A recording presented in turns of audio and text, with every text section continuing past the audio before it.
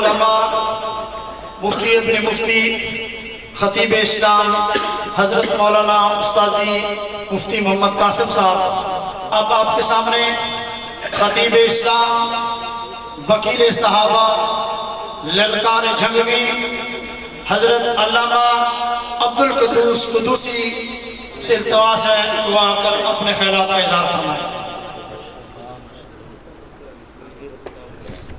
سبحان اللہ۔ الحمد للہ وحدہ والصلاة والسلام علی من لا نبی بعدہ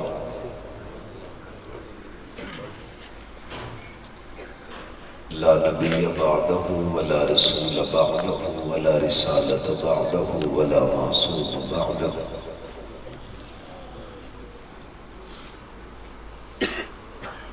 اما بعد فقد قال اللہ تبارک وتعالی فی الکلام المجید والفرقان الحمید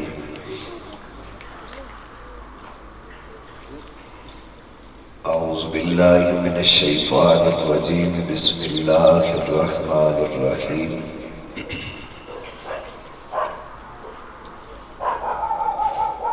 الف لام میم ذالک الکتاب لا ریب فیہ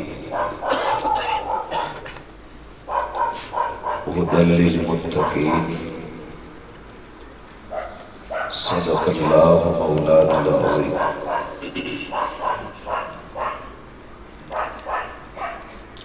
اللهم صل على سيدنا ومولانا محمد وعلى آل سيدنا ومولانا محمد وبارك وسلم وصل عليه۔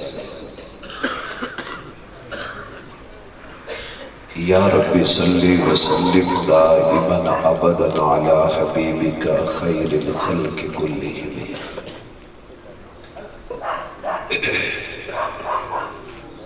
میرے انتہائی قابل قدر ذی قدر و ذی وقار حضرات علماء کرام، سامعین محترم، بزرگان مکرم، نوجوان دوستوں، ساتھیوں، بھائیوں،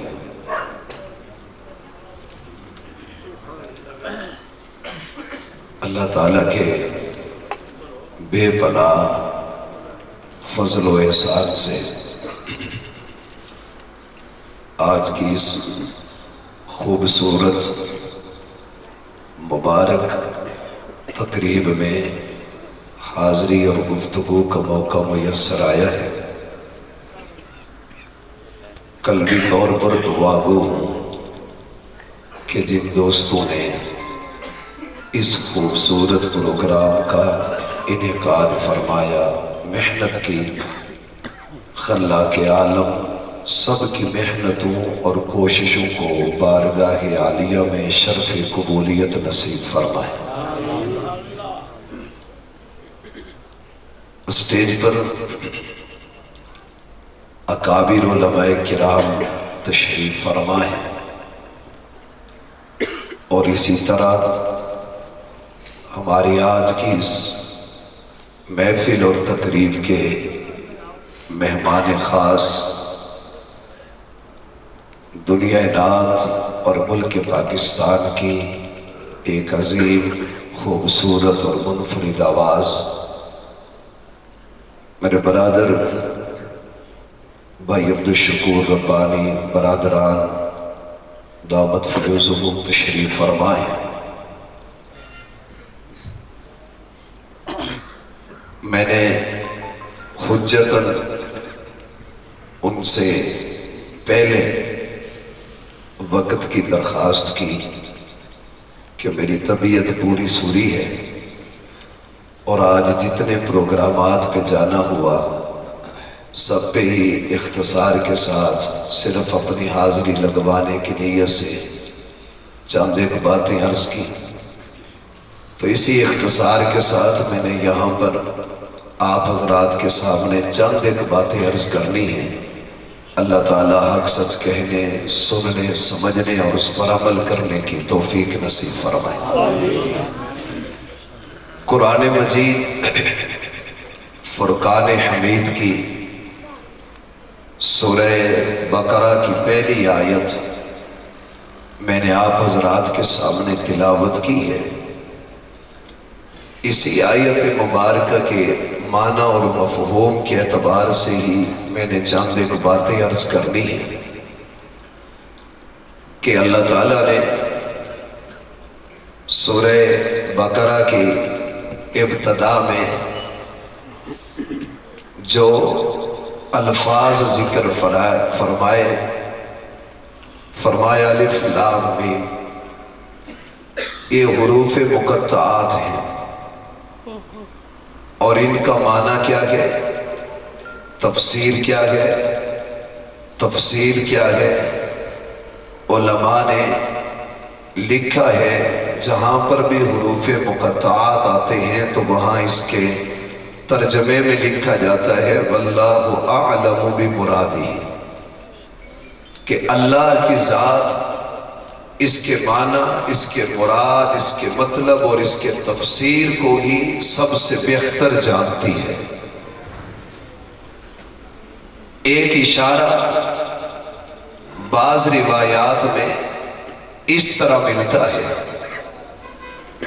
کہ مشرکین مکہ کی ایک جماعت آقا علیہ السلام کی خدمت میں حاضر ہوئی اور آ کر کہنے لگے کہ اے عبداللہ کے بیٹے، جو دین، جو اسلام، جو شریعت، جو قوانین اور جو مذہب آپ لے کر آئے ہیں اور جس کا آپ اعلان کرتے ہیں، اس کی مدت کتنی ہے، اس کی عمر کتنی ہے، کتنے عرصے اور کتنے سال تک آپ کی نبوت چلے گی، کتنی مدت تک آپ کے اس قرآن اور آپ کے اس دین نے اس دھرتی پہ رہنا ہے۔ کیونکہ پہلے جنہوں نے نبوت کا اعلان کیا ان کی نبوت بھی چند صدیاں چلی ہے، ایک مخصوص اور ایک محدود مدت تک ان کی نبوت اور شریعت اور آسمان سے آنے والی کتاب ایک خاص مدت اور محدود مدت تک چلی ہے۔ تو جو دین، جو اسلام، جو قرآن، جو شریعت، جو مذہب آپ لے کر آئے ہیں، یہ بتائیے کہ اس کی عمر کتنی ہے۔ آقا علیہ السلام نے ان کو جواباً فرمایا الف لام میم۔ جب آقا علیہ السلام نے ان کو اس سوال کے جواب میں الف لام میم کہا تو وہ آپس میں ہنس کے کہنے لگے یار یہ تو صرف 71 سال کے لیے اس محمد کا دین اس اللہ کی دھرتی پہ آیا ہے، صرف 71 سال کے لیے اس کا قرآن رہے گا، صرف 71 سال اس دھرتی پر اس آمنہ کے لال محمد الرسول اللہ صلی اللہ علیہ وسلم کا دین اور مذہب اور شریعت رہے گی۔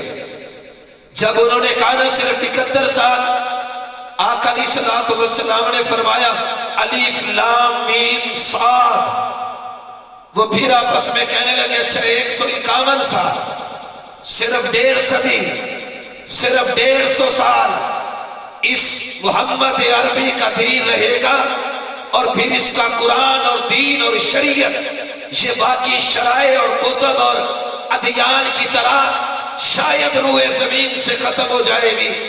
جب انہوں نے یہ الفاظ کہے آقا علیہ السلام نے فرمایا الف لام را، پھر آپس میں کہنے لگے اچھا 271 سال تک اس محمد کا دین رہے گا، 271 سال تک اس کی کتاب رہے گی، 271 سال تک اس کی شریعت رہے گی، 271 سال تک اس کا مذہب رہے گا، 271 سال تک اس کی کتاب کے اصول اور دستور رہیں گے۔ جب انہوں نے یہ الفاظ کہے میرے صاحب قرآن آقا نے اور الفاظ کہے، فرمایا کاف ہا شا عین صاد۔ جب یہ الفاظ میرے پیغمبر کی زبان اقدس سے نکلے وہ ایک دوسرے کو کہنے لگے چلو اٹھو، یہ الفاظ بتا رہے ہیں کہ جب تک زمین و آسمان کا وجود باقی رہے گا اس وقت تک اس محمد کی نبوت بھی رہے گی، اس محمد کا قرآن بھی قیامت تک رہے گا۔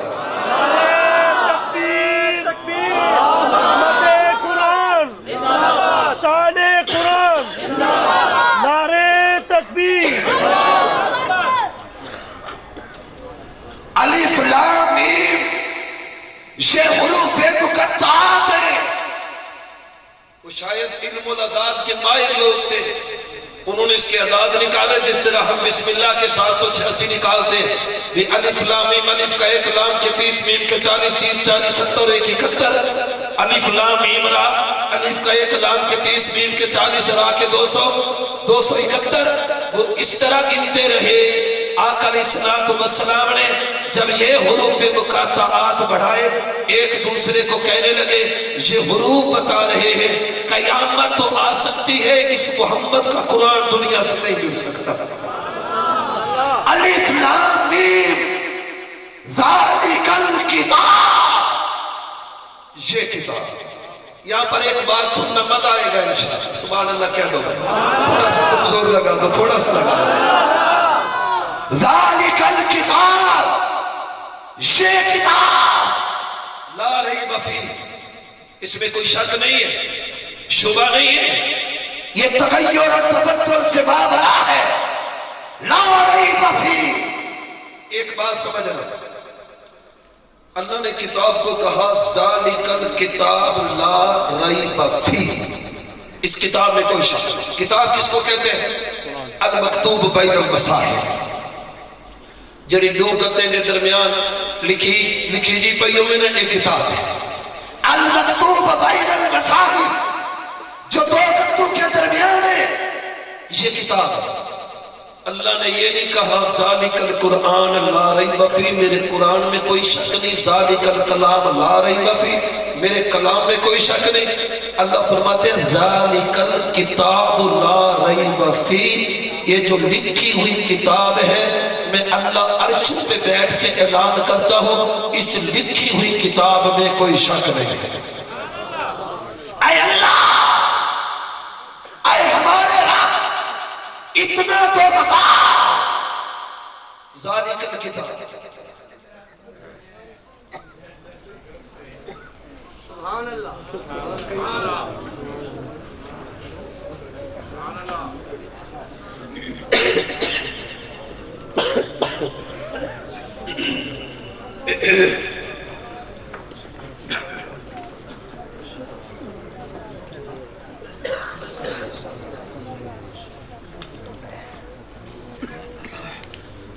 سبحان اللہ کہہ رہا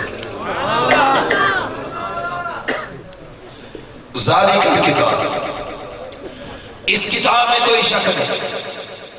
اللہ نہ ذالک القرآن کہا نہ ذالک الکلام کہا، ذالک الکتاب، اس کتاب میں کوئی شک نہیں، کتاب میں کوئی شک نہیں۔ حالانکہ کتاب یہ کاتب سے ہوتی ہے، کاتب جس کو لکھے اس کو کتاب کہا جاتا ہے۔ اللہ نے ذالک القرآن نہیں کہا، ذالک الکلام نہیں کہا، فرمایا ذالک الکتاب لا ریب فیہ۔ کیا مانا؟ اللہ کی ذات جانتی تھی میرے قرآن میں تو کوئی شک نہیں کرے گا، میرے کلام میں کوئی شک نہیں کرے گا۔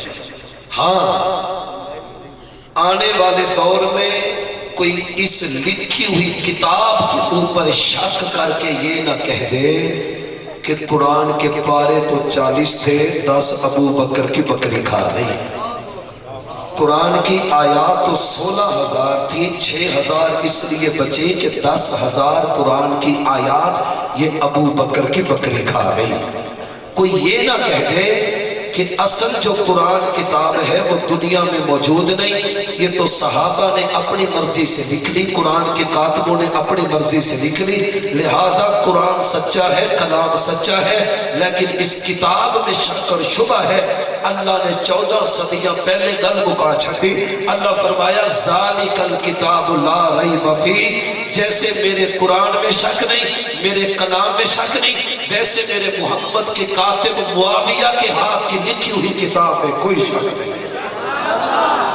ذالک الکتاب یہ صحابہ، یہ قرآن کے کاتب، یہ کاتبان وحی جنہوں نے قرآن لکھا اور میرے محمد کے کہنے سے لکھا، اور انہوں نے قرآن کو لکھ کر ایک کتاب بنا دیا، جیسے اللہ کا کلام لا ریب ہے، جیسے اللہ کا قرآن لا ریب ہے، جیسے اس قرآن کے پارے لا ریب ہے، جیسے اس کی منزلیں لا ریب ہے، جیسے اس کی صورتیں لا ریب ہے، جیسے اس کے رکوع لا ریب ہے، جیسے اس کی آیات لا ریب ہے، جیسے اس کی حرکات اور سکنات لا ریب ہے، جیسے اس کا معنی اور مفہوم لا ریب ہے۔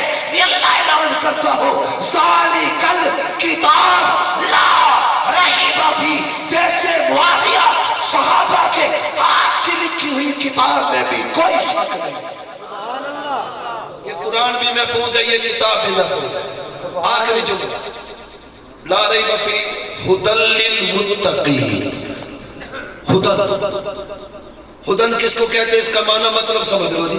ہدن کس کو کہتے ہیں؟ کہ ہم دو قسم کے سفر کرتے ہیں، ایک خشکی کا اور ایک سمندری سفر، پانی کا سفر۔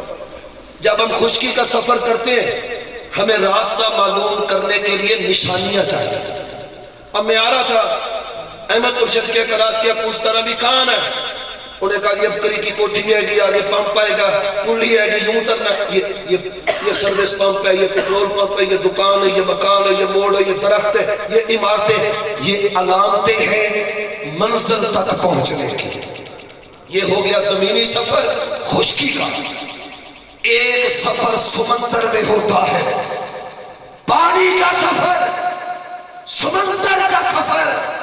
یاد رکھیے گا جو سفر سمندر میں ہوتا ہے، اب سمندر میں روشنی نہیں، سمندر میں گھر نہیں، سمندر میں درخت نہیں، سمندر میں موڑے نہیں، سمندر میں مکان نہیں، کچھ نہیں نا۔ اب یہ بحری جہاز والے، کشتیوں والے جب یہ لمبا سفر کرتے ہیں ہر طرف تو پانی ہے، اب ان کو کیسے پتا چلے گا کہ ہم اپنی منزل اور راستے پہ صحیح جا رہے ہیں یا کشتی اور جہاز کا رخ ادھر ادھر ہو گیا؟ اللہ نے سمندر اور پانی کے درمیان میں مسافروں کی سفر کی نشانیوں کے لیے پانی کے درمیان میں ٹیلے اور چھوٹی چھوٹی پہاڑی چوٹیاں پیدا کی ہیں۔ یہ پانی کے درمیان میں جو چھوٹے ٹیلے اور چوٹیاں ہیں ان کو عربی میں ہدا کہا جاتا ہے۔ کیا کہا جاتا ہے؟ ہدا۔ ہدا کیا معنی؟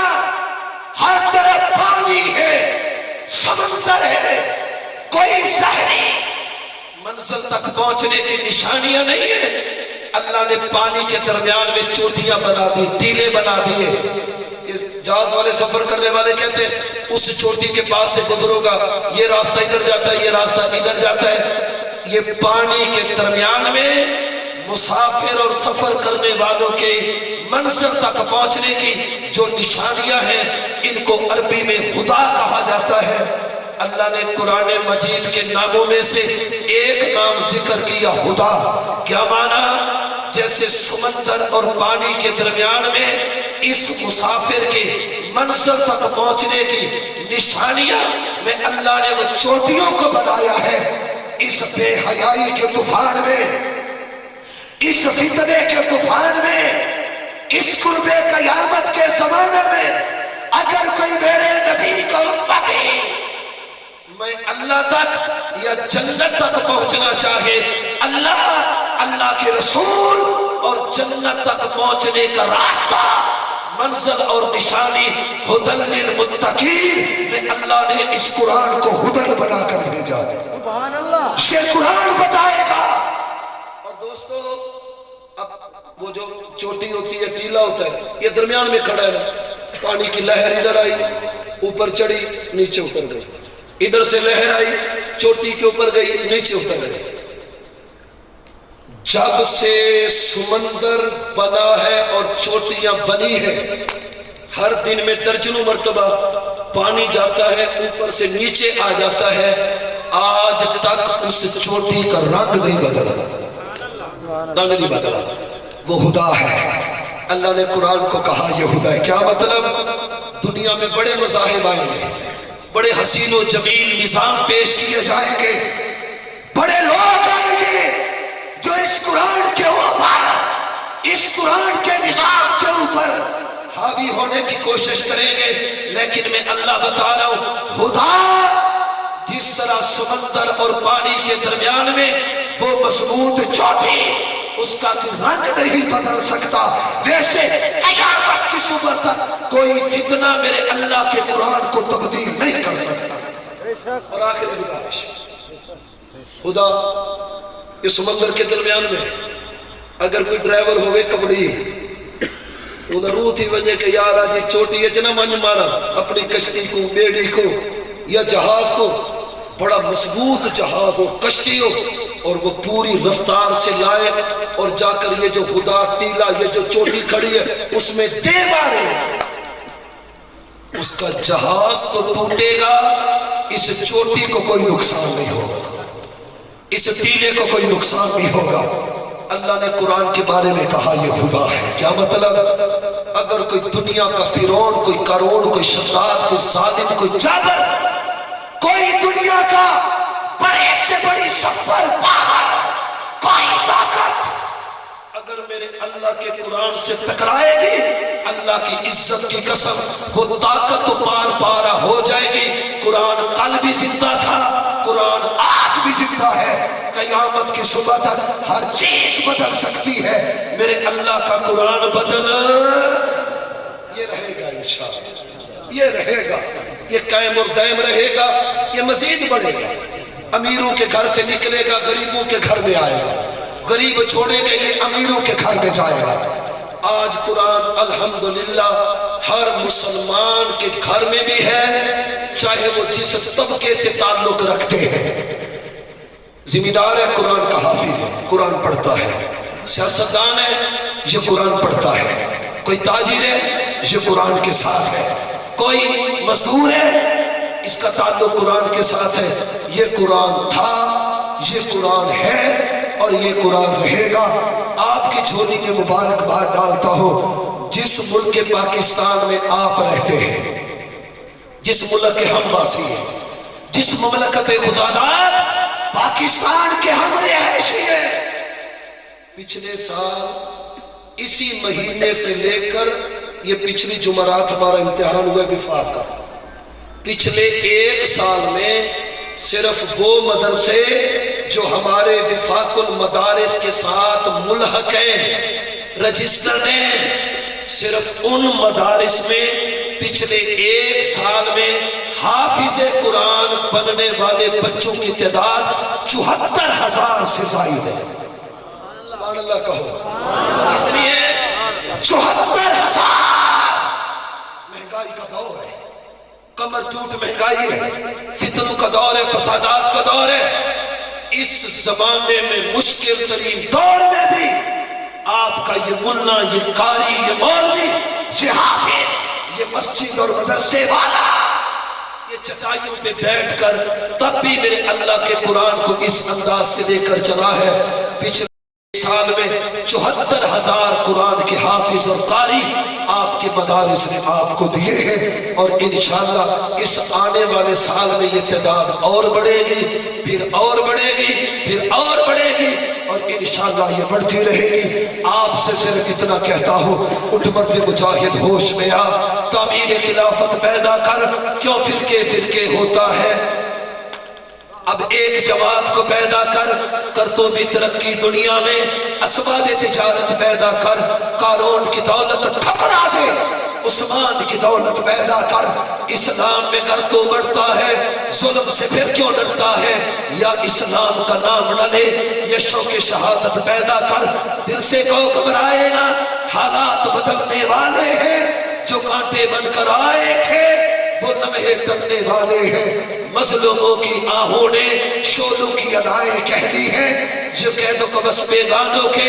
ظالم بدلنے والے ہیں، ہمت نہیں طوفانوں میں جذبوں کو ہمارے چھین سکے، یہ جتنا ہم کو کچلیں گے ہم اتنا اچھلنے والے ہیں. اور جھنکا مرد کلندر اپنی تقریر کے آخر میں کہا کرتا تھا فنا فی اللہ کے تہ میں بقا کا راز مصور ہے.